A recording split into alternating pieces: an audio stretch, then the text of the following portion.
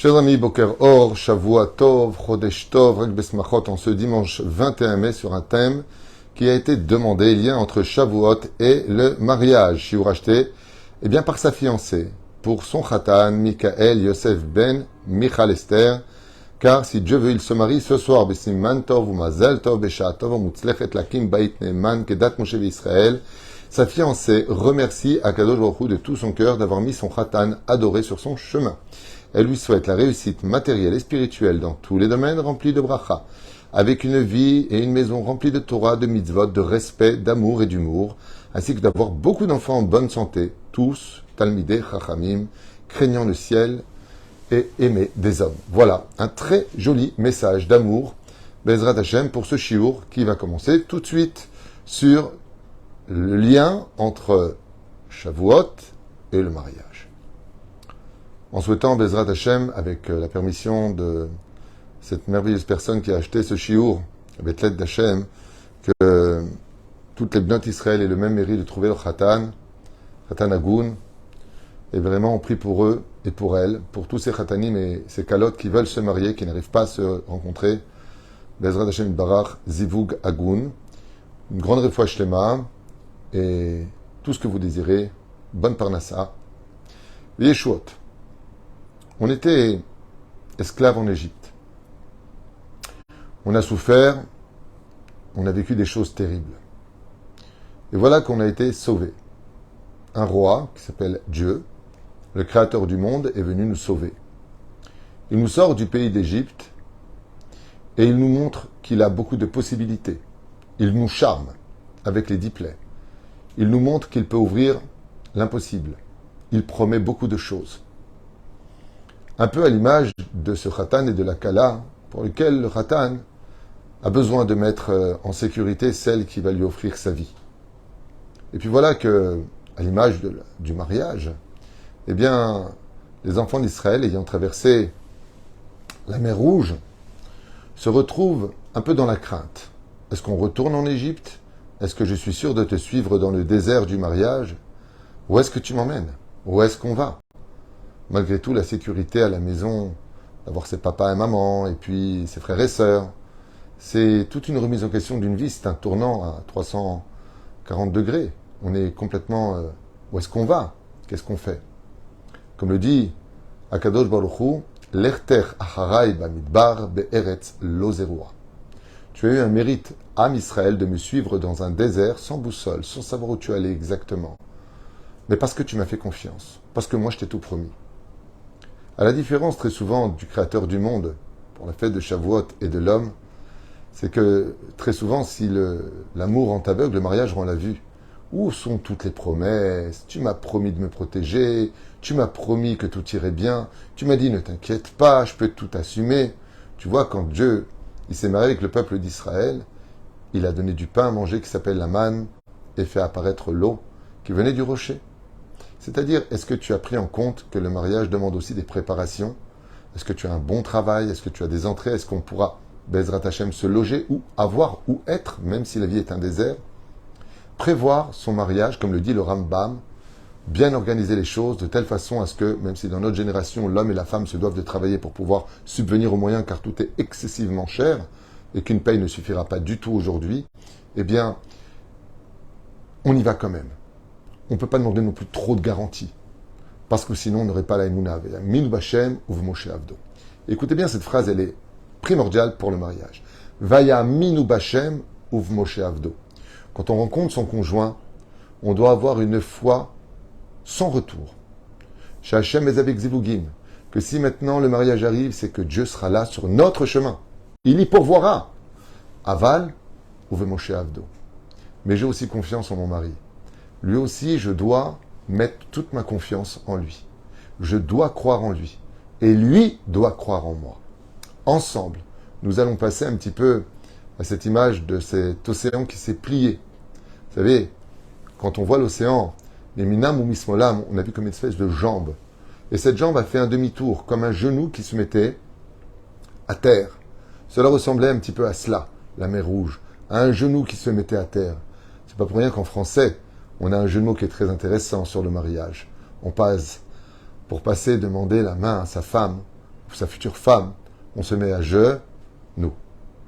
On passe de je, on passe de ce que j'étais en esclavage, de ce que j'étais dans mon Égypte, à nous. Le mariage, c'est d'être capable de passer à nous. Ce que dit la Gemara dans Sota Yudzaïn, Zug Shezacha Shrina Shruya Benehem.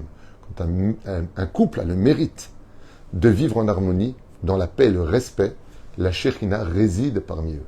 C'est ça le nous dont on parle. On se met à genoux. Maintenant, il n'y a plus de je ne veux pas ou je n'ai pas envie. Il y a est-ce qu'on veut, est-ce qu'on en a envie. Nous.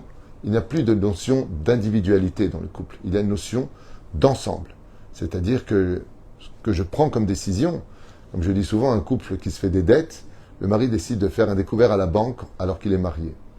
Qu'il le veuille ou pas, qu'il en ait envie ou pas, que ce soit lui qui assume ou pas, quand il prend un découvert à la banque, c'est lui et sa femme qui prennent un découvert à la banque. Parce que si Chas Shalom demain les huissiers débarquent, ils vont pas dire ça c'est mon fauteuil, ça c'est le sien, prenez le sien et pas le mien. Ils prennent l'ensemble des choses, Chas Shalom, qu'on ne connaisse pas ça. Mais juste pour réaliser un petit peu que comme pour le meilleur ainsi que pour le pire, quand les enfants d'Israël ont eu la gloire de construire le Beth Amikdash, Dieu était avec eux. Quand on est rentré dans les fours crématoires, Dieu était avec nous, dans les fours crématoires. Akadosh Baruch Hu ne nous lâche jamais. Nous sommes ensemble. Puis voilà que on commence à... Qu'est-ce qu'on va faire? Qu'est-ce qu'on va devenir? Maintenant, il faut se marier. Alors le repas est prêt et on amène le rabbin. Le rabbin, comme vous le savez tous, c'est Moshe Rabbeinu. Moshe Rabbeinu est le rabbin. Mais qu'est-ce qu'il faut aussi? Il faut la ketouba. Il va chercher la ketouba. Ce sont les tables de la loi. Il y a le khatan qui doit se préparer. 3 jours avant le Baruch Hashem, le don de la Torah, Akadosh Baruch Hu se prépare.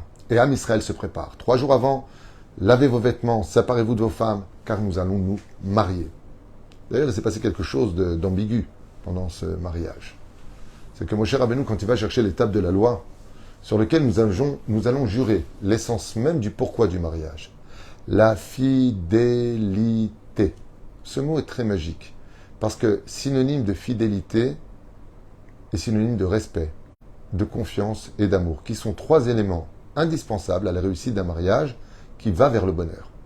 S'il y a du respect, de la fidélité et de la confiance, tu peux être certain que tout marchera toujours bien, même si ça ne va pas au niveau financier, au niveau santé, au niveau des enfants. Chas v'shalom. Quoi qu'il y ait comme ikuvim, quoi qu'il y ait comme obstacle, s'il y a toujours ces 3 éléments, la force, l'union fait la force. C'est-à-dire le fait d'être ensemble, ça donnera de la force. Moshe va chercher les tables de la loi et le peuple d'Israël attend. Voilà que la Gemara nous dit à Fort, à Arc et Gigit.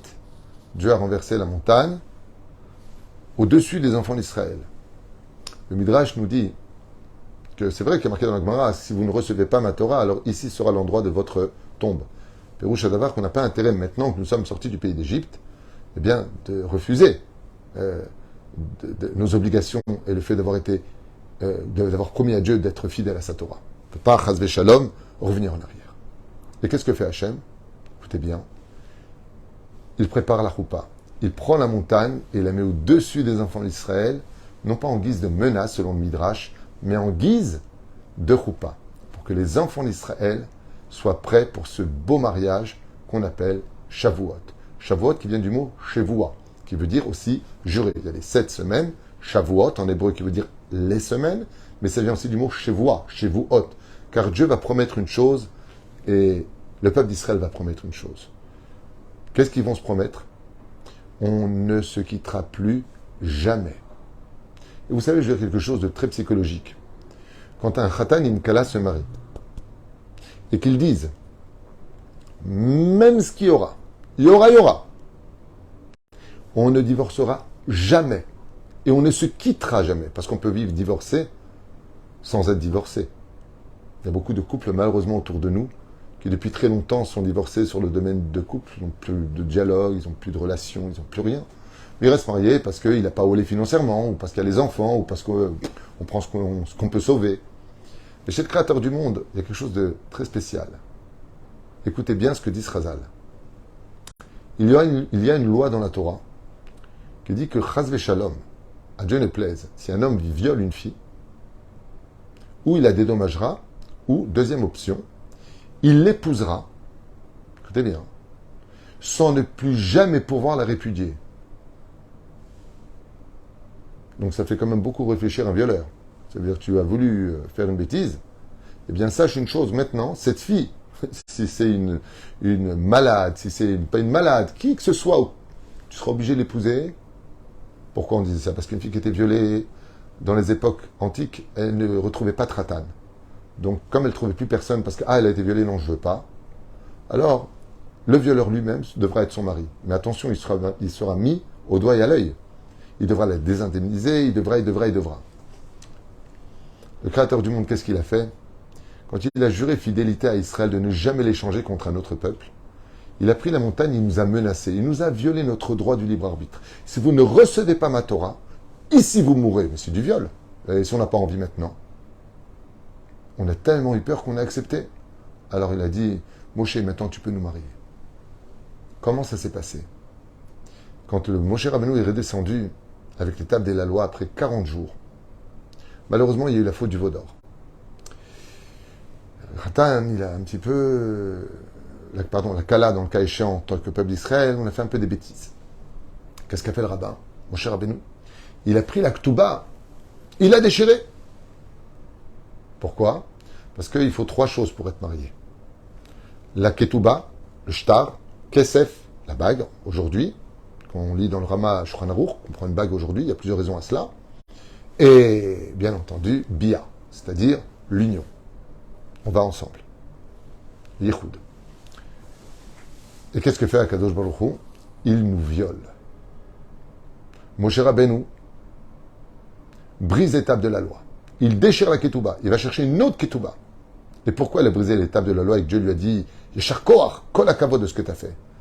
Eh bien, parce qu'une femme qui nous trompe, on est obligé de divorcer d'elle. Mais là, c'était à la veille du mariage. Et il a déchiré la ketouba. Donc, il n'y a pas de mariage. Donc, il peut se marier avec nous. Mais étant donné qu'il nous a violés, le Créateur du monde, grâce à cet enseignement qu'il a renversé la montagne du Sinaï, Kegigit, c'est-à-dire au-dessus de nous pour nous menacer, il s'est enfermé lui-même que quoi que fasse le peuple d'Israël, qu'on fasse de l'idolâtrie, qu'on fasse plus Shabbat, qu'on fasse ce que l'on fasse ou pas, Dieu ne pourra jamais changer de peuple, parce qu'il s'est engagé à nous épouser sans jamais divorcer. Psychologiquement, vous savez ce que ça veut dire? Quel bel enseignement. Quand dans la vie, on ne peut aller que de l'avant, parce qu'on n'ira jamais en arrière, alors on ne peut qu'arranger les choses, sinon on ne peut pas tout le temps être malheureux, on ne peut pas tout le temps se disputer, on ne peut pas tout le temps s'engueuler. Il y a bien un moment où il va falloir, puisque la solution quand ça ne va plus, Chas Shalom, c'est de se séparer. Mais si on décide de ne jamais faire ça, qu'on ne se séparera jamais quoi qu'il advienne de notre vie, alors il ne te reste plus qu'à améliorer ton avenir. Et c'est ce que dit Akadosh Baruch Hu. Je prends sur moi de ne jamais divorcer de toi, âme Israël. Jamais. Et ainsi donc, on ne pourra que s'améliorer. D'où est-ce qu'on apprend qu'il est bon de fêter la date de mariage? De la fête de Shavuot. La fête de Shavuot commémore le jour du don de la Torah, et donc de l'union entre le peuple d'Israël, qui se marie au Créateur du monde par l'intermédiaire de la Torah. Et on fête ça. D'où l'importance pour celui qui a les moyens, dans la fête de Shavuot, d'acheter un beau bijou pour sa femme, un beau vêtement, ce qu'il pourra, en l'honneur de son épouse. Car le jour anniversaire de mariage, oui, est un jour de commémoration aussi chez nous les Juifs. Pas simplement chez nous les Juifs qui le fêtent, mais n'oubliez jamais le jour où vous avez demandé la main à votre femme, le jour où votre femme vous a dit oui pour s'unir à vous, à l'image de la fête de Shavuot qui revient de façon annuelle, en souvenir du don de la Torah qui se revit à chaque moment. Pourquoi à chaque moment? Eh bien, parce qu'en réalité, vous allez comprendre quelque chose de très très sympathique. Il y a une recette qui permet à un homme et une femme de vivre les grands événements d'amour, de promesses, d'engouement qu'on vit avant le mariage. Alors c'est vrai, des fois on a des doutes, des fois on se remet un peu en question. Ça dépendra de comment on a construit son couple. Si on a eu de bonnes réponses, si on a vraiment appris à connaître l'autre, ou même comment fonctionne un homme et comment fonctionne une femme. Et ce qui est très sympathique, c'est de prendre l'exemple sur Dieu lui-même. Regardez. Avant d'être marié, notre fiancé s'appelle fiancé. Ça s'appelle une kala en hébreu. Et une fois qu'on est marié, On appelle ça Ishti, ma femme. Vous n'avez pas remarqué qu'il est très curieux de constater que dans les livres qui constituent notre histoire avec Dieu, il n'y a pas une fois le mot Ishti. Par exemple, dans nos prières le vendredi soir, on dit Boïkala, Boïkala. On a encore le mot Kala.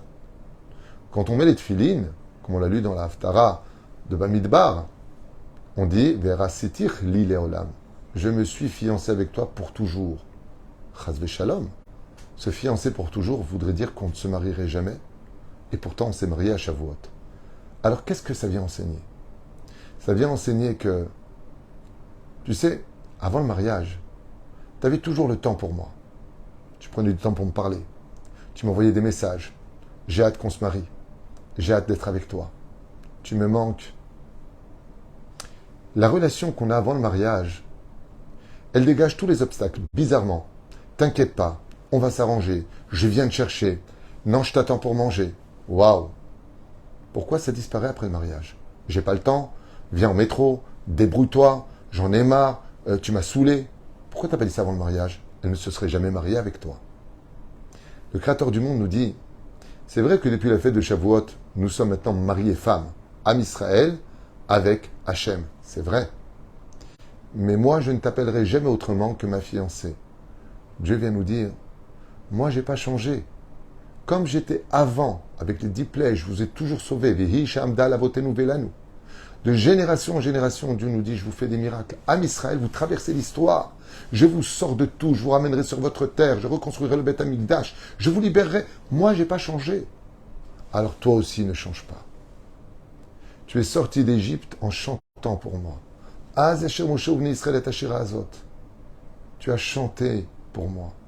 Tu étais pressé de recevoir la Torah. Tu as su t'unir ki ish echad belev echad. Tu étais rempli d'enthousiasme. Tu m'as attendu. Tu as dansé en mon honneur. Pourquoi est-ce que tu ne le refais pas encore? Pourquoi est-ce qu'on change après le mariage? Pourquoi est-ce qu'on redevient naturel en réalité après le mariage? Et c'est ce que nous dit Akadosh Baruch Hu. Ce que tu as été avant de me mettre cette bague au doigt reste le même toute ta vie. Tout comme Dieu, quand on met les tefilines, on dit Verasetir li leolam, alors que ça fait quand même 3450 ans qu'on a reçu la Torah. Dieu dit oui, c'est vrai que le peuple d'Israël, c'est comme ma femme. Mais moi, je me conduis exactement comme avant le mariage. Le troisième point que j'aimerais voir avec vous, qui est en rapport avec le mariage, c'est que n'oublie pas le parcours que tu as fait dans ta vie. Je suis l'Éternel qui t'a fait sortir d'Égypte. N'oublie pas la maison qui t'a fait grandir. C'est vrai. Mais n'oublie pas où tu vas. Comment tu construis ton avenir. Ne prends pas l'Égypte avec toi. Ne prends jamais tes principes. Ne prends jamais ta façon d'être. Quand tu te maries avec Hachem, le jour du don de la Torah, c'était pour passer d'un embryon qui sort du ventre de sa mère à un peuple indépendant. Béné Chorin. Nous sommes un peuple Béné Chorin, libre. Quand tu te maries, ne ramène pas ton passé dans ton futur. J'ai pas l'habitude, j'aime pas, moi ma mère ne me faisait pas comme ça, moi à la maison, c'est pas comme ça que c'était. Oh, tu te maries pas avec ton passé, tu te maries avec Israël, tu te maries avec l'avenir. Le Créateur du monde va déposer une enveloppe le jour de ton mariage. Non seulement il t'a fait les Avek Zivugim, non seulement il t'a uni, mais en plus de ça, il te met une enveloppe. Vous savez c'est quoi l'enveloppe qu'il met? C'est pas une enveloppe d'argent qui va durer, allez, une semaine, un mois, ça nous fait plaisir, Todaraba. Le Créateur du monde nous offre un cadeau exceptionnel le jour du mariage. Il efface toutes tes fautes d'avant. Comme la fête de Shavuot. Quand on rentre à Shavuot, on a grandi, on est mature, on a travaillé 49 jours, on ne se marie pas quand on est un enfant. Il faut être mature, donc 40 jours de réflexion, de pirkei avot, d'être capable de grandir et d'arriver avec une belle morale pour construire une belle famille. Kadosh Baruch Hu, il te dit, moi, j'efface toutes tes fautes. Ainsi donc, le Khatan et la Kala n'ont pas le droit de rappeler les fautes du passé. À partir du moment où tu te maries, sachez que le mariage est une renaissance, ou plutôt même la naissance d'un couple qui n'a jamais eu lieu avant. On peut avoir une renaissance de ce que nous sommes, mais on n'a pas le droit d'être une renaissance d'un couple. même un couple divorcé, de deux côtés qui s'unissent, qu'on appelle les couples recomposés, n'ont pas, et en aucun cas après le mariage, à rappeler comment ça se passait avec l'autre. L'autre n'a pas sa place dans le couple qui vient de naître le jour de la choupa. Car le jour de la choupa représente la naissance d'un enfant. Et cet enfant s'appelle le khatan et la kala. Nous sommes un démarrage dans lequel deux choses doivent être absolument prises en compte. C'est paisible, nachat, qui sont les lettres du mot khatan, et le mot hakol. En nous, il y a tout maintenant pour réussir. Hakol, c'est les lettres du mot kala. Si Bezrat Hashem, un homme veut toute sa femme, hakol mishto, parce qu'elle va tout lui donner, parce que les femmes sont entières contrairement à nous, on n'est pas en général entier dans le caractère de l'homme, eh bien, sois nachat pour elle. N'oubliez pas que tout comme la Torah nous a unis à Dieu, la Torah nous demande d'être fidèles. Veshamru ben Israël et Shabbat. La Torah nous demande d'être pur. La Torah nous demande d'être intérieur comme extérieur. La Torah nous demande de respecter. La Torah nous demande de s'entraider. La Torah nous demande de la pratiquer, cette Torah, les mitzvot. La Torah nous demande d'être intéressant. La Torah nous demande d'être capable de se renouveler chaque jour. Ne laissez pas l'habitude envahir chaque jour de votre vie. Soyez nouveau, soyez souriant, soyez surtout comme la Torah. Mitra Deshet. Comme on dit, Zohar Kadosh, il dit chaque nuit, quand la Neshama monte vers le ciel, Dieu lui dit, donne-moi le chidouche que tu as appris aujourd'hui. Sachez que dans la vie d'un couple, il est très important de surprendre sa femme. Parce que l'amour est très important. Mais l'amour n'a le droit d'exister qu'à partir du moment où j'ai peur de te perdre chaque jour. Un amour sans crainte, c'est un amour qui finit mal. Mais si j'ai peur de te perdre, alors j'ai toutes les raisons de t'aimer.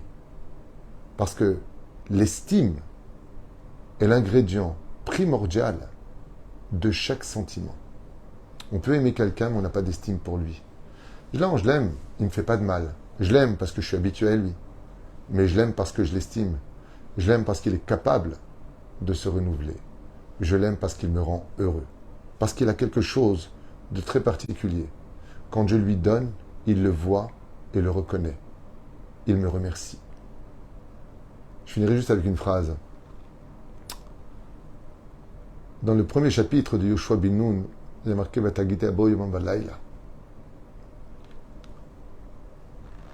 La Torah ne s'acquiert que si cette personne veut s'investir. Et sachez une chose. La meilleure façon d'engendrer chez nous de l'amour, c'est de peiner pour l'autre. Nos enfants nous mènent à vie dure. Et on les aime parce qu'on va peiner pour eux.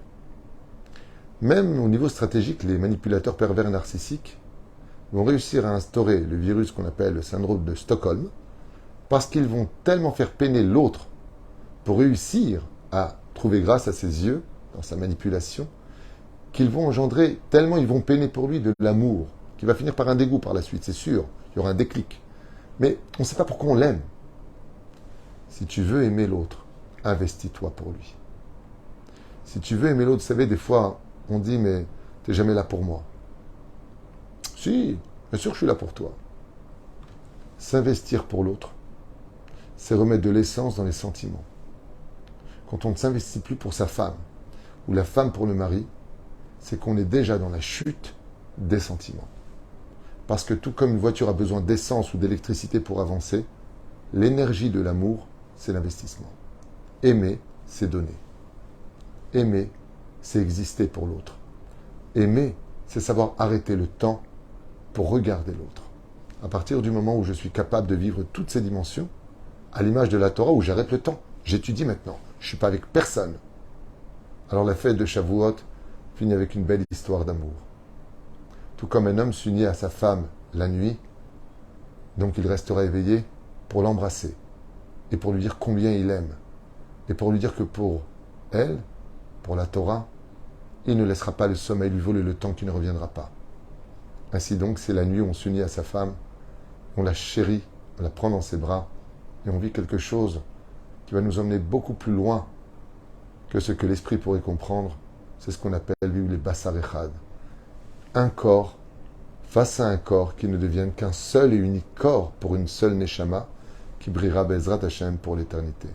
Shuot Venechamot et un très grand Mazal Tov pour votre soirée Bezrat Hashem et pour tous les couples d'Israël. Yehi Ratzon, que vous soyez épanouis, heureux et surtout remplis d'estime, d'amour, de respect et d'humilité. Baruch Adonai L'Olam, Amen ve Amen.